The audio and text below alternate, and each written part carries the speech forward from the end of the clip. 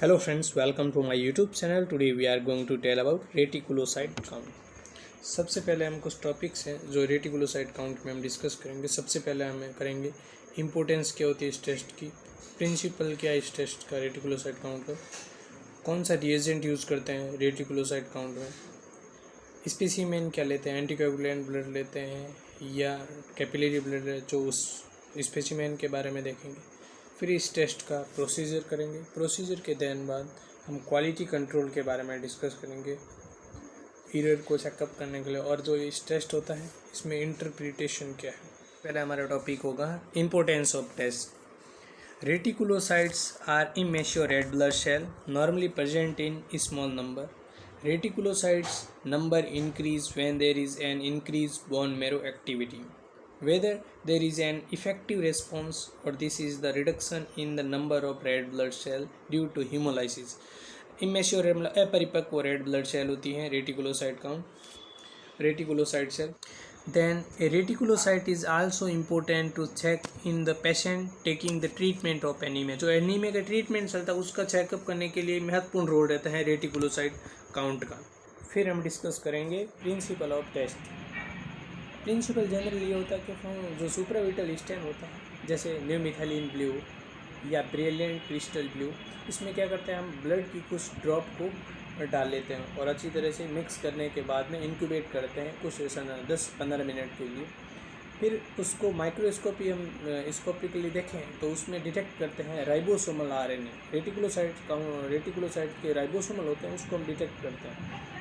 जो स्टेन होता है वो वायलेट ब्लू कलर का जो हम राइबोसोमल आरएनए हमें डिटेक्ट होता है। तो इसका प्रिंसिपल है a solution of supravital stain such as new methylene blue or brilliant crystal blue is incubated with a few drops of blood to detect ribosomal RNA in reticulocytes। The red cell must be stained while they are still living, मतलब fix नहीं होती है, not fix. A thin smear is made and reticulocytes are counted microscopically। Reticulocytes are recognized by the violet blue stains granules of the ribosomal RNA containing होता है। Ribosomal RNA containing कैसे violet blue colour का होता है, और reticulocyte count होता है उसको एक्सप्रेस करते हैं हम परसेंटेज में। फिर बाद में हम डिस्कस करते हैं इसका रिएजेंट कौन सा यूज़ होता है रेटिकुलोसाइट काउंट में।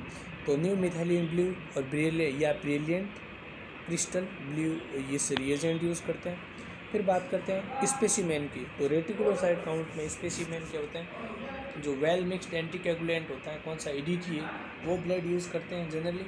यदि पेशेंट कोई चाइल्ड है तो उसमें फ्री फ्लोइंग कैपिलरी ब्लड को यूज़ कर सकते हैं। पेशेंट जब चाइल्ड होता है तो उसको free flowing capillary blood use करते हैं, और नहीं तो अन्यथा एंटीकोगुलेंट ब्लड होता है EDTA। फिर फ्रेंड्स हम डिस्कस करेंगे टेस्ट का प्रोसीजर क्या है। तो प्रोसीजर सबसे पहले क्या करते हैं, सबसे पहले हम किसी एक ट्यूब लेंगे, उस ट्यूब में 2 से 3 ड्रॉप किया करते हैं, स्टेन को फिल्टर कर लेते हैं। फिल्टर करने के देन बाद फिर बाद में उस ऐड करते हैं ब्लड की कुछ ड्रॉप। जैसे इसमें फिक्स नहीं होती है ड्रॉप कितनी लेनी है, तो लेकिन हम देख सकते हैं टेस्ट के अकॉर्डिंग 4 ड्रॉप अब इसमें कर दें, फिर मिक्स कर लेते हैं। फिर the amount of blood used is not fixed and at least twist the volume of blood to stand if patient is severe anemia अगर पेशेंट होता है तो उसके थ्रू हम at least twist the volume of blood use कर सकते हैं।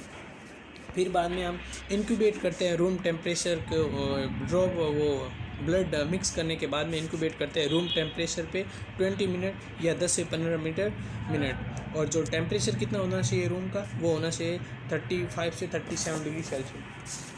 फिर बाद में तो फिर इंक्यूबेट करने के देन बाद फिर जेंटली उसमें मिक्स करते हैं, रीसस्पेंड मतलब फिर से उसको धीरे धीरे मिक्स करने के बाद में फिर उसमें से वो कंटेनिंग होता है इंक्यूबेट किया हुआ ब्लड के साथ में सुप्राविटल स्टेन, उसको स्लाइड में लेकर और स्पीड के करके फिर बाद में उसको एक थिन स्मेयर बना लेते हैं। थिन स्मेयर बनाने के फिर इसको ड्राई करने के बाद में फिर काउंट करते हैं रेटिकुलोसाइट माइक्रोस्कोपी के थ्रू।